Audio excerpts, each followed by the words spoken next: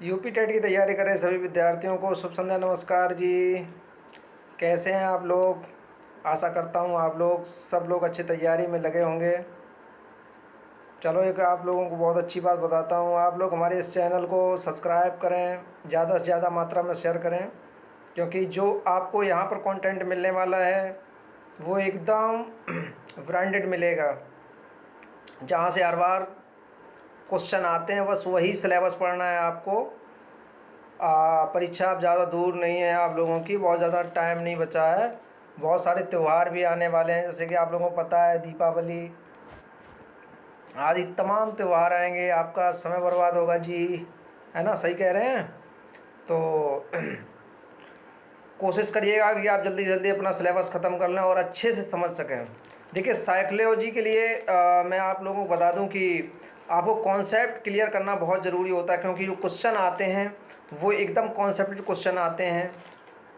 और हम लोग अधिकतर बच्चे क्या करते हैं, रट लेते हैं चीज़ों को। रटने वाली चीज़ें अधिकतर गलत होने की संभावना प्रबल रहती है ना? तो आइए आज हम कॉन्सेप्ट लेके आए हैं। सबसे पहले अब आपको आज हम अधिगम के बारे में बताएंगे।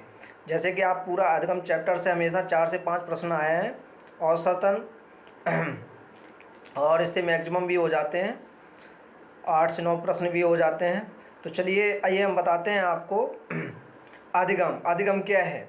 अधिगम का मतलब होता है सीखना। जैसे कि यहाँ पर लिखा है, देखो, सीखना। सीखना या सिखाने की प्रक्रिया ही अधिगम है।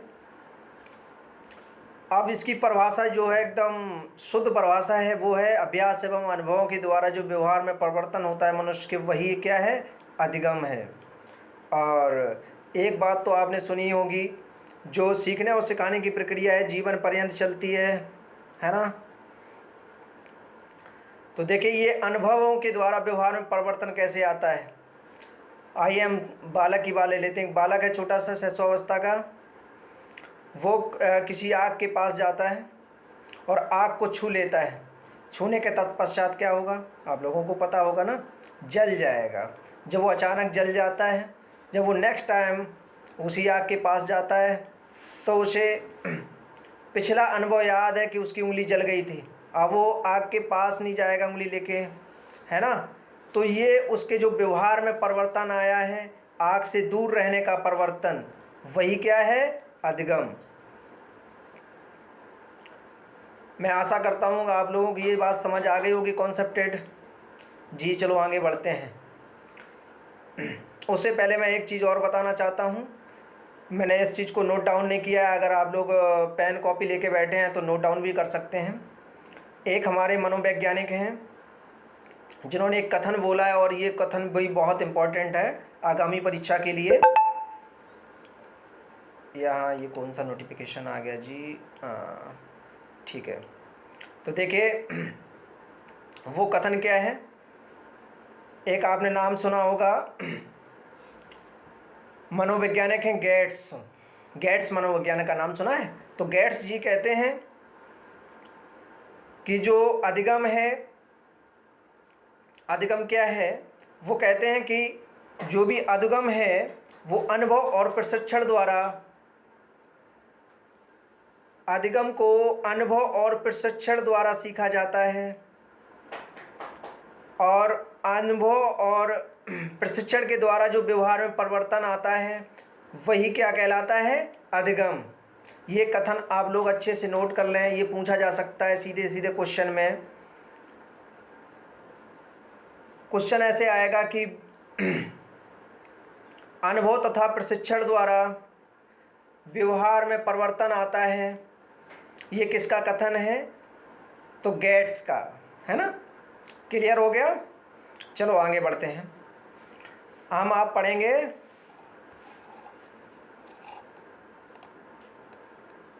अधिगम के प्रकार। तो मैं बता दूं आपको, अधिगम के 2 प्रकार होते हैं।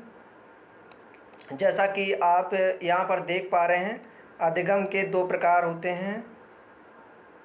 देखिए ये 2 प्रकार होते हैं अधिगम के। पहला होता है गत्यात्मक अधिगम और दूसरा होता है संज्ञानवादी अधिगम। तो अच्छा, गत्यात्मक अधिगम पे इस प्रकार से क्वेश्चन आता है, अधिगम के प्रकार। तो आपको लिखना है 2 प्रकार होता है। वैसे तो अधिगम के अगर मैं प्रकारों की बात करूं तो एक मनोवैज्ञानिक हैं ऊशुबेल जी, उन्होंने बताया कि अधिगम के 4 प्रकार होते हैं। उसके बाद जब आगे पढ़ेंगे गैने का, तो गैने बताते हैं कि उन्होंने एक सोपान तैयार किया है। तो उस सोपान में वो बताया कि अधिगम के 8 प्रकार होते हैं।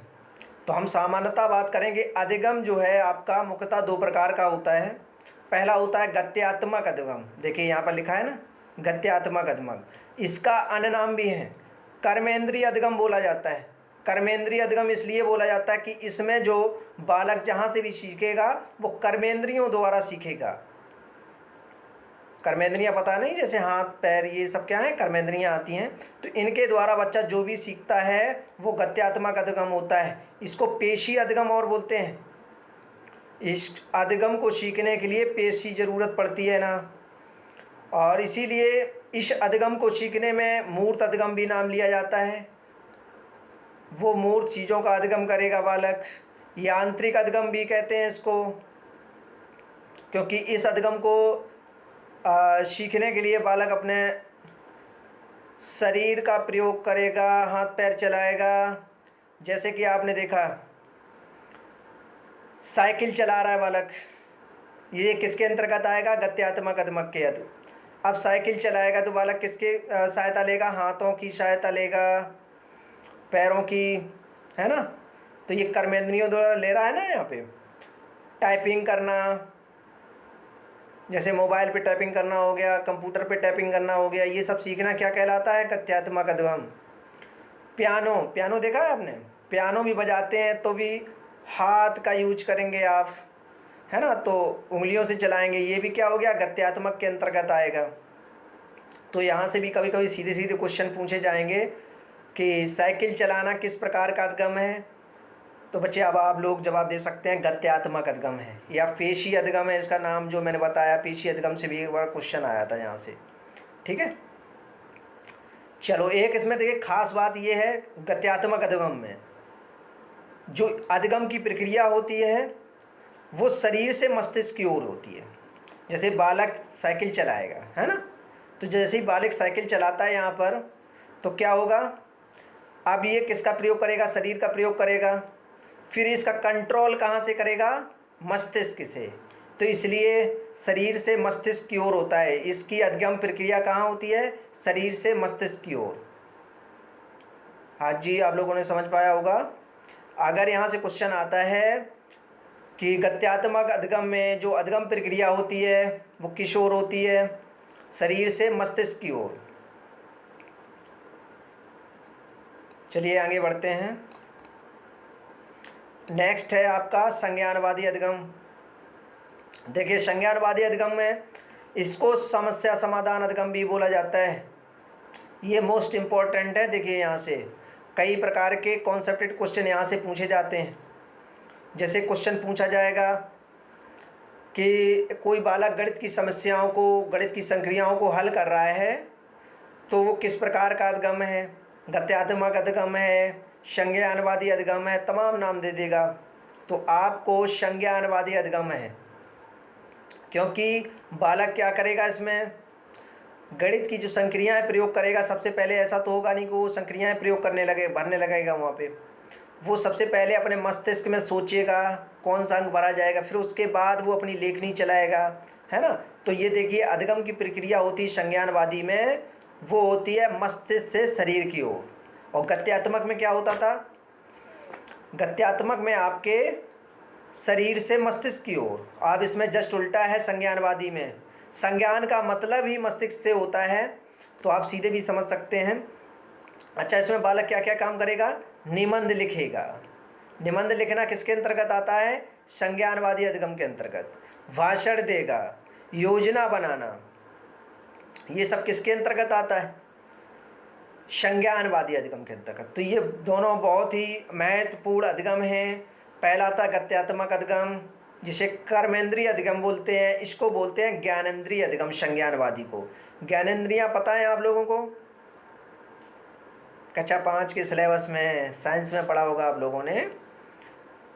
आँख, नाक, है ना, त्वचा, कान, ये सब क्या होती है, ज्ञानेंद्रियाँ होती, तो इनके द्वारा जो अनुभव से व्यवहार में परिवर्तन आता है वो संज्ञानवादी अधिगम होता है।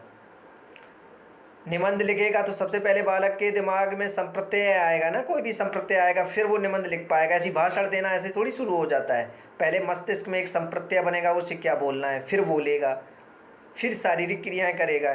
इसलिए ये क्या होता है, मस्तिष्क से शरीर की ओर चलती हैं ना। क्लियर हो पाया? अच्छा जी, चलो। अच्छा, एक चीज़ और बता दें इसमें, इस कॉन्सेप्ट दोनों ये अधिगम आपके क्लियर हो जाएंगे। कॉन्सेप्ट है, सुन लीजिएगा।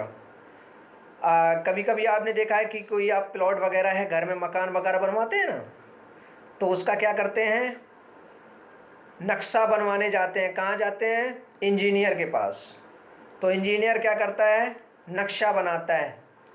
तो नक्शा बनाना क्या हो गया, संज्ञानवादी अधिगम हो गया। वो मस्तिष्क में सोचता है कहाँ किस चीज़ों को सेटअप करना है, तो वो संज्ञानवादी अधिगम हो गया है ना। अब उसके बाद जब आप एक राज का मतलब समझते हैं, मिस्त्री जो होता है, जो मकान को बनाता है, जब वो मकान निर्माण करेगा आगे मिस्त्री, वो आपका गत्यात्मक हो जाएगा, है ना। तो क्लियर हो गया आपको कॉन्सेप्ट इसका। चलिए आगे बढ़ते हैं। आपने गहने का नाम सुना होगा, कई बार ये क्वेश्चन देखिए आपके यूपी टेट में आया है, सी टेट में भी सीधे सीधे पूछा जाता है। एक RM गहने जी हैं, तो इन्होंने एक पुस्तक लिखी है, बस यही इम्पोर्टेंट है। पुस्तक उनकी the condition of learning, the conditions of learning, ये उनकी पुस्तक का नाम है। देखिए ये लिखा है द कंडीशंस ऑफ, स्पष्ट नहीं दिख रहा होगा, चलो अब मैंने स्पष्ट कर दिया यहाँ पे, अब आप लोग देख सकते हैं अच्छे से। द कंडीशंस ऑफ लर्निंग, ये पुस्तक किसकी है, क्वेश्चन पूछा जाएगा। द कंडीशंस ऑफ लर्निंग किसने लिखी, ये है RM गहने साहब की। अच्छा, इस पुस्तक में बताया क्या है उन्होंने ये बताया अधिगम के प्रकार। तो मैंने अभी जो पहले आपको बताया था, इन्होंने एक सोपान दिया है, उस सोपान में इन्होंने 8 प्रकार बताए हैं। ठीक है, तो अभी जनरली आपको इतना याद करना है, जो यूपी टेट में पूछा जाता है कि द कंडीशंस ऑफ लर्निंग किसकी पुस्तक है, RM गहने की, और इन्होंने किसका विवरण दिया उस पुस्तक में, अधिगम के 8 प्रकार बताए, और उन 8 प्रकारों का विवरण दिया है इस पुस्तक में, है ना। चलिए जी, समय बहुत कम है जी, बहुत सटीक पढ़िए एकदम। आइए अब हम ले चलते हैं आपको अधिगम के अनुक्षेत्र। अनुक्षेत्र से मतलब समझते हैं कि जो अधिगम के हैं वो एकदम परफेक्ट एरिया कौन कौन से हैं। तो देखिए, इसके 3 अनुक्षेत्र होते हैं। पहला होता है ज्ञानात्मक, दूसरा होता है क्रियात्मक, और तीसरा होता है भावनात्मक। देखिए, आप शब्दों से समझ पा रहे होंगे। ज्ञानात्मक में क्या होता है, इसका मतलब मस्तिष्क से होता है। जैसे आपने सोचना, विचारना, जो मैंने लिखा है यहाँ पर, तर्क वितर्क करना, विश्लेषण करना, निष्कर्ष निकालना, ये किसके अंतर्गत आता है, ज्ञानात्मक क्षेत्र के अंतर्गत आता है। एक बार क्वेश्चन यहाँ से आया था कि कोई बालक किसी भी कथन का निष्कर्ष निकाल पा रहा है तो अधिगम के किस क्षेत्र के अंतर्गत आएगा, तो वो आएगा ज्ञानात्मक क्षेत्र के अंतर्गत, क्योंकि निष्कर्ष निकालना ये किसकी प्रक्रिया है, मस्तिष्क से होता है ना। ऐसे आप समझ सकते हो, मैंने पहले बता दिया है, ज्ञानात्मक का मतलब होता है मस्तिष्क से। क्लियर हो गया। क्रियात्मक में आ जाइए। क्रियात्मक अनुक्षेत्र में क्या है, देखना, सुनना, स्पर्श करना, गाना बजाना, खाना, नाचना भी कर सकते हैं, ये सब क्या है, क्रियात्मक। क्योंकि देखिए, देखने में भी आपका किसका, शरीर का इस्तेमाल होगा, क्रिया करेंगे ना। स्पर्श करने में आप क्रिया करेंगे, बॉडी का कोई भी पार्ट किसी को टच करना है ना, कहीं से भी कोई चीज़ स्पर्श करती है, या कोई हमें स्पर्श करता है, कोई भी वस्तु हमें स्पर्श करती है, तो ये क्रिया होती है, काहे की, शारीरिक क्रिया। कोई चीज़ बजा रहे हैं, गा रहे हैं, गाने में भी देखिए मुंह चलाएंगे, कंठ का यूज़ करेंगे यहाँ पे, तो ये क्या हो गया, क्रियात्मक हो गया। अच्छा, भावनात्मक बहुत ज़्यादा इम्पोर्टेंट है आपको परीक्षा कोण की दृष्टि से। भावनात्मक, आप देखिए यहाँ पर अभी स्पष्ट नहीं देख पा रहा होगा, लो जी आप देख पा रहे हैं स्पष्ट, बहुत अच्छा भाई, मेहनत करते रहिए। त्यौहार भी चल रहे हैं, त्यौहार भी साथ मनाइए, लेकिन फोकस रखिए। तो देखिए भावनात्मक अनुक्षेत्र में क्या होता है, इसमें मैंने कॉन्सेप्ट लिख दिया है यहाँ पे। हृदय द्वारा अनुभूति जहाँ भी होती है वो सब भावनात्मक होते हैं। सुख का अनुभव कैसे करेंगे, हृदय से करते हैं ना। ईर्ष्या करना किसी की, देखिए ईर्ष्या करते हैं बहुत सारे लोग, ईर्ष्या करना वैसे गलत होता है, किसी की ईर्ष्या नहीं करनी चाहिए, इससे अपना ही नुकसान है। हाँ जी, अच्छे बनिए। तो देखिए ईर्ष्या करना भी क्या हो गया, भावनात्मक हो गया। क्रोध करना, प्रेम करना, घृणा करना, हम यूँ कहते हैं जितने भी संवेगात्मक होते हैं वो सबके सब किससे होते हैं, हृदय की अनुभूति होती है सब में, हृदय द्वारा अनुभूति करते हैं उनकी। संवेगात्मक अभी मैंने पिछली कक्षा में पढ़ाया था बालक, मैंने 14 संवेग बताए थे जी, बताया था ना। तो मैंने सारे संवेग, वो जो संवेग आते हैं ना वो हृदय द्वारा ही उनकी अनुभूति होती है। तो ये सब भावनात्मक में आते हैं। सीधा सीधा क्वेश्चन आएगा, ये किस क्षेत्र के अंतर्गत आता है, कि कोई बालक किसी से घृणा करता है तो वो अधिगम के किस अनुक्षेत्र के अंतर्गत आएगा। अब आपको पता है ना, घृणा करना हृदय द्वारा अनुभूति होती है तो भावनात्मक होता है। कोई बालक खाना बना रहा है तो आपको पता है ना, क्रियात्मक अनुक्षेत्र में आएगा। ऐसे क्वेश्चन सीधे सीधे पूछता है। मैंने वही कंटेंट लिया है बेटा जो बिल्कुल परीक्षा की दृष्टिकोण से इम्पॉर्टेंट है, फालतू की चीज़ एक भी नहीं मिलेगी आपको, और बिल्कुल परीक्षा से पहले पहले आपको सारा कंटेंट कराना है मुझे। बस आप लोगों का सपोर्ट चाहिए, हमारे वीडियो को बहुत अच्छे से आप लोग शेयर करते रहिए। हाँ जी, बहुत सारा प्यार आप लोगों को, और बहुत बहुत शुभकामनाएं भी आप लोगों को। सबसे पहले आपको आने वाले आगामी त्योहारों की शुभकामनाएं, फिर उसके बाद आपकी एग्ज़ाम की शुभकामनाएं। और मैं तो आप लोगों के साथ हूँ, बिल्कुल एकाग्रता के साथ लगे रहिए इसमें। चलिए, अधिगम प्रक्रिया, ये अधिगम प्रक्रिया होती बेटा, ये मोस्ट इम्पॉर्टेंट है। ये क्वेश्चन यहाँ से कॉन्सेप्टेड क्वेश्चन बहुत ज़्यादा पूछा जाता है। अब देखिए किस प्रकार से होता है, अभी आप समझेंगे इस चीज़ को। जी थोड़ा प्रॉब्लम हो रही है यहाँ से, चलो अब आप लोग समझ पा रहे होंगे, आशा करता हूँ आप लोगों को स्पष्ट दिख रहा होगा। देखिए अधिगम प्रक्रिया में आपके 6 सोपान आते हैं। इनकी गिनती याद करना ज़रूरी नहीं है, लेकिन समझना ये ज़रूरी है कौन कौन से होते हैं सोपान। तो सबसे पहले मैं बात कर रहा हूँ अभिप्रेरणा। देखो अधिगम प्रक्रिया, इसका मतलब ये है कि अधिगम करते कैसे हैं। देखो पहली बात तो अधिगम आपको परिस्थिति और आवश्यकता के अनुसार इसकी गति कम ज़्यादा होती रहती है। एक बार क्वेश्चन आया था तो जो सीटेट में, कि जो अधिगम प्रक्रिया है वो आवश्यकता और परिस्थिति के अनुसार घटती बढ़ती रहती है। आपको जिस प्रकार की मनुष्य को या बालक को जिस प्रकार की आवश्यकता होती है वो उसी हिसाब से अपना अधिगम कर लेता है ना। अभी अब बालक पढ़ेंगे करके सीखने वाला काम, अभी हम सब पढ़ाएंगे बेटे। थॉर्नडाइक पढ़ाएंगे अधिगम, इस नेक्स्ट चैप्टर पे इसके थॉर्नडाइक का ही लगा है, पावलाव का लगा है, वाइगोत्स्की पढ़ाएंगे, सारी चीज़ें पढ़ाएंगे, है ना।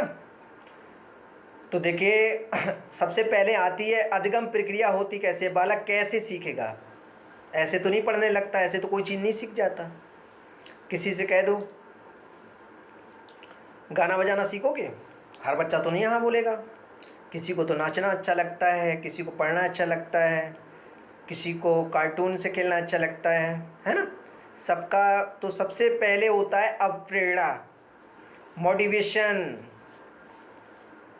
स्पेशली भी क्वेश्चन आता है मोटिवेशन। सबसे पहले बच्चे को मोटिवेट करो,